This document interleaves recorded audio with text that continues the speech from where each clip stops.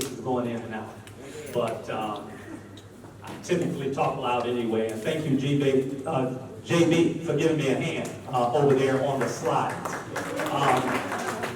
My name is Stan. I'm the pastor of a local church called New City Church right here in Lincoln Park. We could go ahead on and change it to the next slide, JB.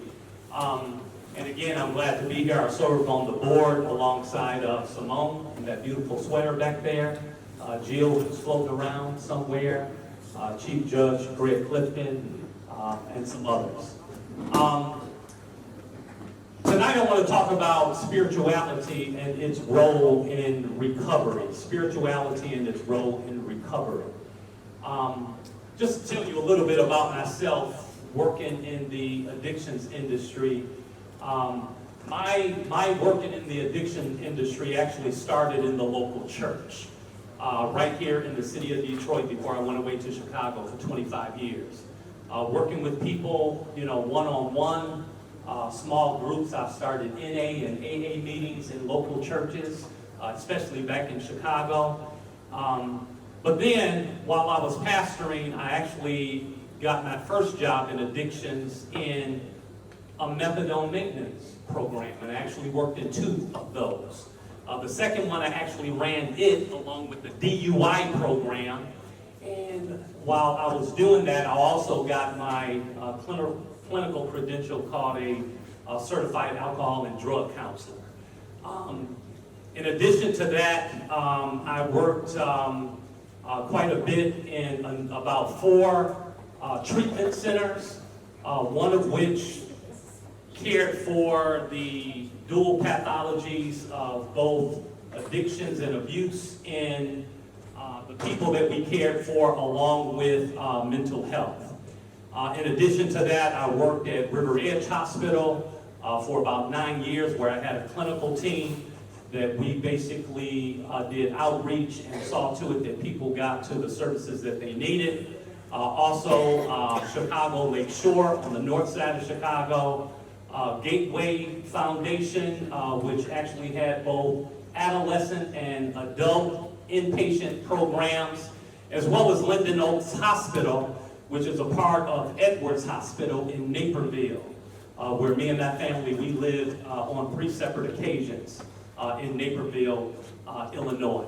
And so just a little bit about me, working in the industry. It's already known that addiction as well as abuse affects about 50% of U.S. families. So being a pastor, 50% of the time I'm sitting down talking to people, and a lot of times their issues are tied to either abuse or addiction. Now let me just say this before I get into the meat of the discussion. We live in a democracy, right? And here in America, we value democratic values, politically, culturally, intellectually, and otherwise. And we also have a lot of intellectualism in our culture. Many of us have gone through different levels of schools and things of that nature. I bring that up to simply say that, sometimes, in our environment, there is an anti-intellectualism when it comes to people that come from an industry that I work in the local church. And I understand why. Some of us have experienced a lot of pain, because of pastors and churches. And to those of you that have experienced that, I am sincerely, sorry, for any type of hurt that some of you may have experienced because of, just being judgmental and people who's supposed to be the church not really being the church and causing pain in the lives of people. I can assure you that me being both a Christian as well as a pastor, we love people. I love people because God absolutely loves people. And so I want to ask, if you would be gracious enough, if you would be kind enough in your thinking, as well as open-minded to maybe just listen to some of the things that I have to share tonight as opposed to possibly being closed off from it, maybe because of a history of pain. JB, you can go ahead on and change that slide, please. Substance abuse, and addiction, again, it impacts about 50% of American families. Drinking is out in front of the actual drug abuse, maybe by about 4 to 9 percentage points. And the interesting thing is that the percentages are higher, among the female population. The percentages are higher among that population of individuals who haven't had much post-high school education. And also, for my purposes, the percentages are also higher when it comes to abuse and addiction among those who seldom, if never, go to church or some other sort of religious institution. So, being connected to spirituality, it proves that it is able to help you with the recovery process. Next slide, please. Now, we all know that there is a growing public health crisis when it comes to opioids and alcoholism, at least over the past 15 years. Substance use disorder has a number of developmental factors, from being genetically predisposed, environmental factors such as stress and chronic pain, and the inability to get medications or treatment to deal with that pain. So we try to find relief wherever we possibly can. And a lot of times that relief is found in substances that are manufactured on the streets. Substance use disorder, it goes across all the social, economic, I can't quite read that. I probably should have made the font a little bit larger, as well as ethnicities and so forth. Additionally, we're all familiar with the different treatment modalities from outpatient to inpatient. Next slide, JD. And there are signs, and I'm going to get my notes over here because that's a bit far from me. And I usually see pretty good, y'all. I used to have 20/20 vision before I started wearing glasses about 5 years ago. What Roman numeral is that, JD? 3. Roman numeral number 3. Okay, great. Thank you. Yeah, overcoming the stigma. That's what that is, right? Yeah, overcoming the stigma associated with addiction. This is one of the challenges that really factor into the reason why substance abuse and addictions have escalated so much. Unfortunately, in American life, people can be cruel, right? And they have a tendency to make us feel our personal failures. And this feeling, this sentiment of personal failure, a lot of times it plays a role into our not seeking out treatment and keeping ourselves away from treatment. Along with that, there is the challenge of the lack of access to medication-assisted treatment. A lot of medication-assisted treatment, insurances don't pick it up. And because insurances don't pick it up, it's very costly, and so we can't access it because it can be pretty costly. Also, a lot of individuals are concerned about, the long-term effects of medication-assisted treatment, and so that too plays into the reason why there is such a growing epidemic of abuse and addiction that is out there.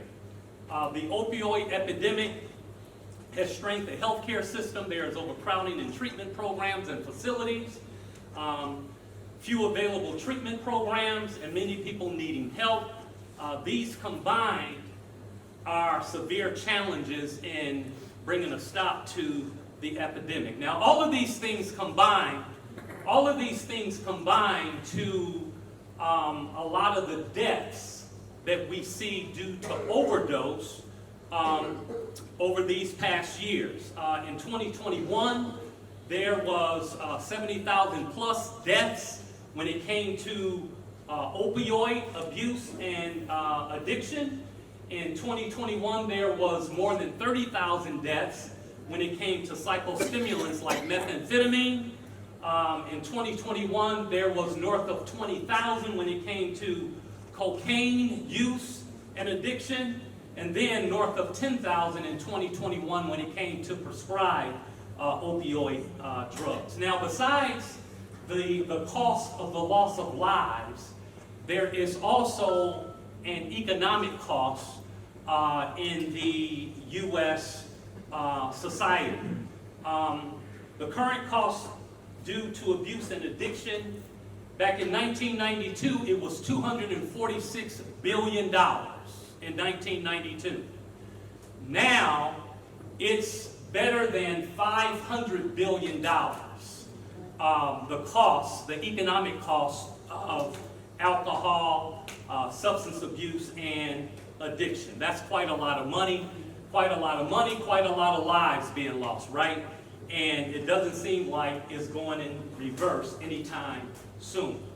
Now, what I want to talk about and spend a little bit of time on is this right here. The different types of recovery tools. You can change that slide. The different types of recovery tools.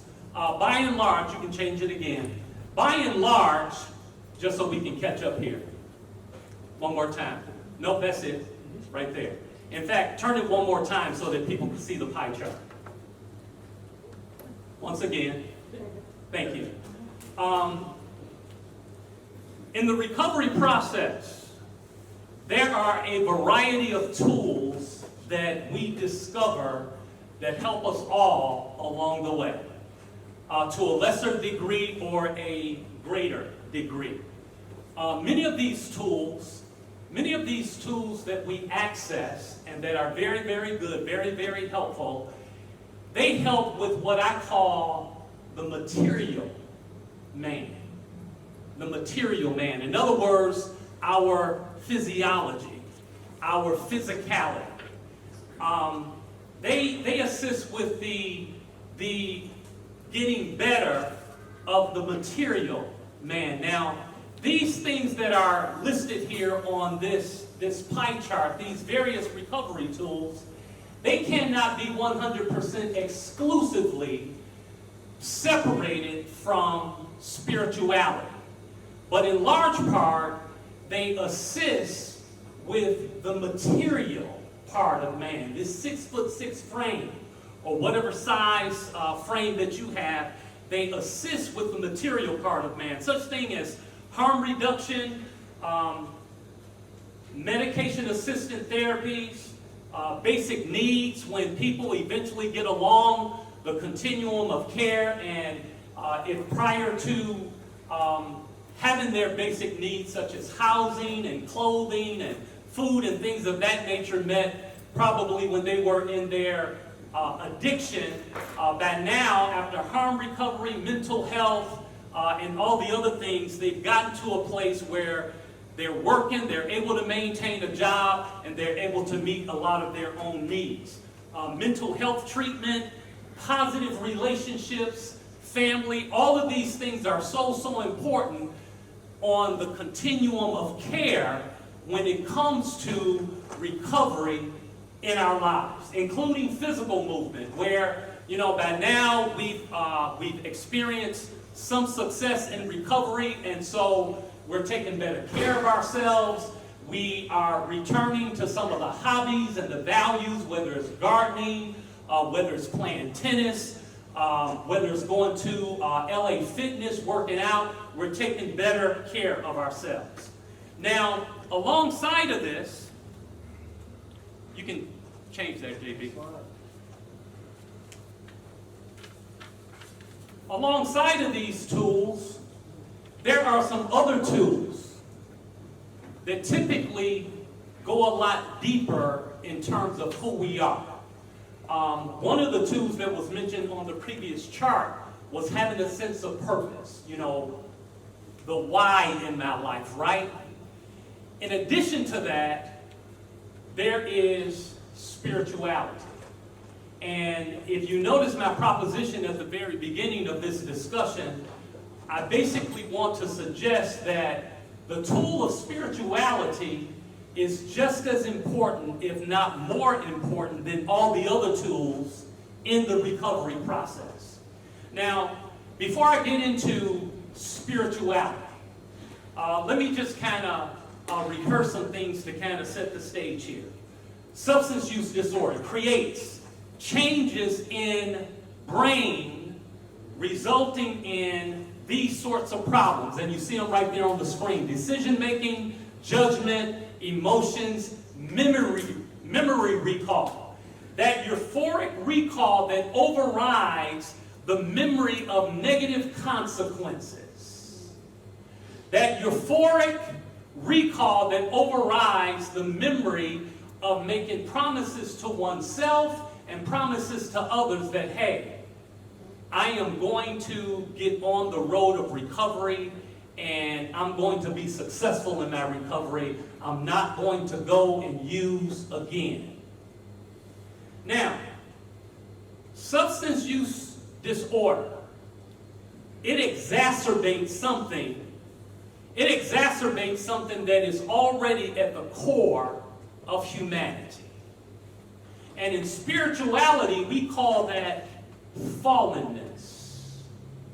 In other words, what substance use and abuse does, it takes advantage of the opportunity to impress upon the individual that you were struggling with control issues in your life long before you started drinking. You were struggling with control issues in your life long before you took that substance, you administered that substance.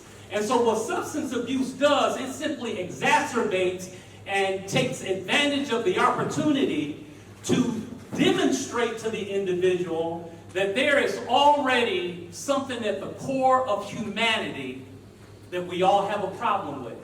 And in spirituality, ladies and gentlemen, is called fallenness. In spirituality, in the scriptures, it's plain and simply called the problem of sin, is what it's called. Now, there is a pericope of scripture, Romans chapter 7, verses 15 through 20, that you see here on the screen, and I've actually cited just one verse. This particular passage of scripture was written by a New Testament scholar who wrote most of the New Testament books. His name was the Apostle Paul. And notice what Paul, who didn't have an issue with alcohol, didn't have an issue with administering any sort of foreign substance into his body, notice what he states here in verse number 15. He says, I do not understand what I do. For what I want to do, I do not do, but what I hate, I do. It sounds like something that has probably been verbalized by a lot of us who have abuse and addiction problems.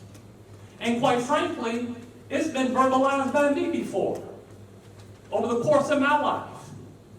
Because Paul is basically saying here in this passage of scripture that even though I have good spirituality in my life, even though I have a good and positive relationship with my higher power, there is still something in me that gives me the propensity that moves me to want to do contrary to what I know I should do. The real matter to conquer, ladies and gentlemen, is really fallenness in all of us. That's the real matter that really needs to be conquered in all of our lives. It's fallenness. It's the fact that something has separated us from our higher power, and we need to get reconnected with that spirituality. Conquer fallenness, and I suggest it will increase the capacity to conquer any sort of addiction that you may have. Alcoholism, substance, pornography, lying, cheating, stealing. Conquer fallenness, and I would suggest that it will increase the capacity for each one of us to conquer any form of addiction in our life. Next slide, JB. And so, spirituality, I want to suggest to you a spirituality that literally demolishes. That's right, I said the word demolish. That literally demolishes strongholds. The spiritual term for addiction, the Bible term for addiction is called stronghold.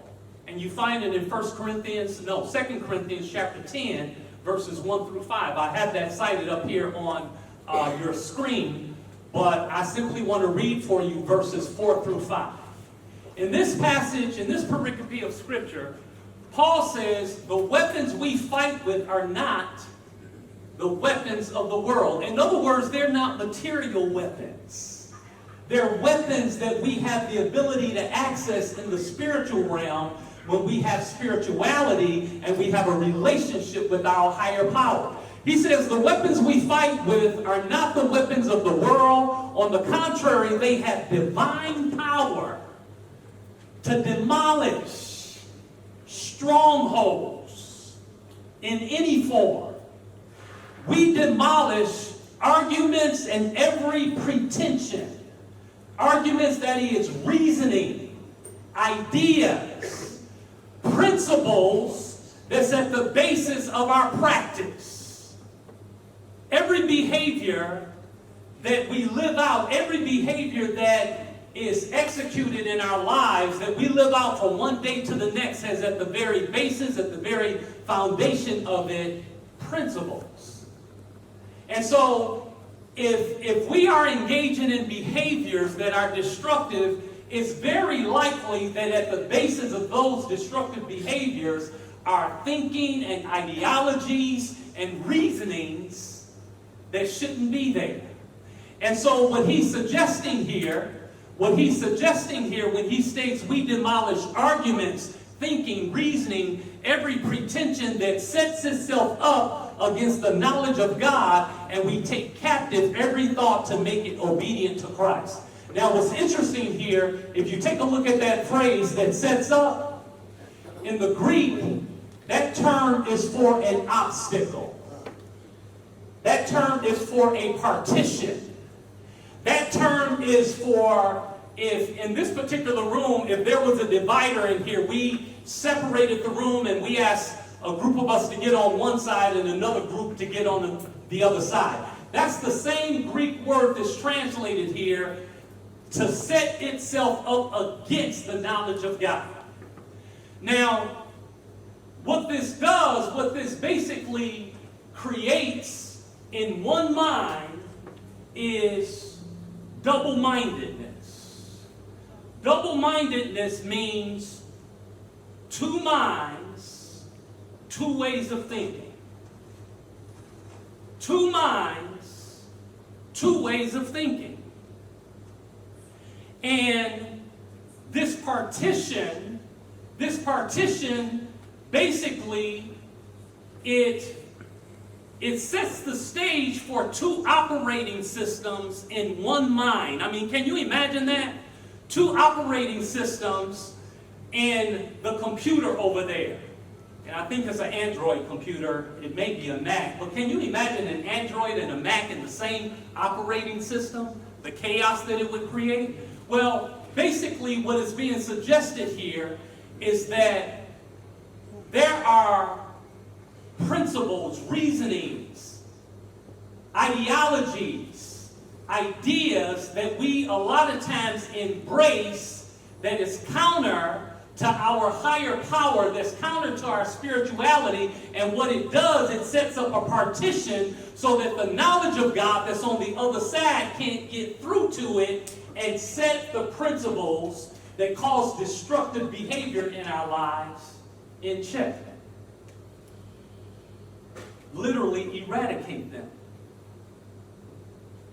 And so, erection of ideological obstacles, partitions, barriers result in double-mindedness. In James chapter 1, verses 3 through 8, I told y'all I wouldn't disappoint y'all because we're looking at a little Bible. We're looking at some spiritual literature here, right? In James chapter 1, verses 3 through 8, and I simply have on the screen here verses 5, 6 through 8, in a passage of scripture where James is discussing if you have a challenge in your life, all you have to do is ask your higher power for wisdom to handle the challenge. Notice what it says. If any of you lack wisdom, you should ask your higher power. Ask God, who gives generously to all without finding fault, and it will be given to you. In other words, no condemnation. Not going to find fault. Not going to tell you, daughter, son, I told you so. You should have did what I said. God isn't like that. Without finding fault, it says, notice, but when you ask, you must believe and not doubt, because the one who doubts is like a wave of the sea, blown and tossed by the wind. Such a person is what? Double-minded and unstable in all that they do. And see, that double-mindedness is created when we do not allow the knowledge of our higher power to bring about the tool of spirituality in our life that can help us conquer that reasoning, those ideas, those principles that's at the basis of destructive practices in our lives. How is this double-mindedness removed? Plain and simply, by the truth. Look at what it says in John 8:31 and 32. Jesus says this, if you hold to my teaching, you are really my disciples. Then you will know the truth, and the truth will set you free. Now notice, it's the truth. It's the truth that removes double-mindedness. Notice I said the truth. Not a truth. Not your truth, but the truth. Truth, conceptually, is something that is outside of us. Truth is objective. It's outside of us. And because it's outside of us, we have the ability, when we measure ourselves against truth, to know whether or not we're passing the grade. To know whether or not we're in the right or in the wrong. For example, it's a mathematical and scientific fact that 1 plus 1 is 2. Right? That's truth. That's outside of us. Whether we accept it or not. Now, because 1 plus 1 equals 2, we have chairs that we can sit in and hold our weight. We have tables that we can lean on and eat off of because the carpenters, the construction workers, the architects of these buildings and our homes, they can withstand and stand up because of the mathematical and scientific truth that 1 plus 1 equals 2. But let's perhaps say that someone comes along and says, well, Pastor Stan, that may be your truth, but my truth says 1 plus 1 equals 3. Try to make application of 1 plus 1 equals 3 when it comes to carpentry, architecture, construction, and see if the chairs have the aesthetic values, that is, looking nice and attractive and pretty. See if the chairs and the tables in our homes have the soundness for us to be able to go into our homes, go up and down the stairs, and not have to worry about the stairs and the roof and all that kind of thing caving in. It's the same thing when it comes to the law of gravity. The law of gravity is a scientific principle. And if we step off of a curb into the street, a curb that is 4 to 5 inches high, and we step into the street, we're going to go up on a third-story building and step off of it. We, unlike fowl, we, unlike birds of the air, we do not have in us the laws of aerodynamics that supersedes the law of gravity that give them the ability to fly. But we're bound by the law of gravity, right? So that's truth. And so how is this double-mindedness?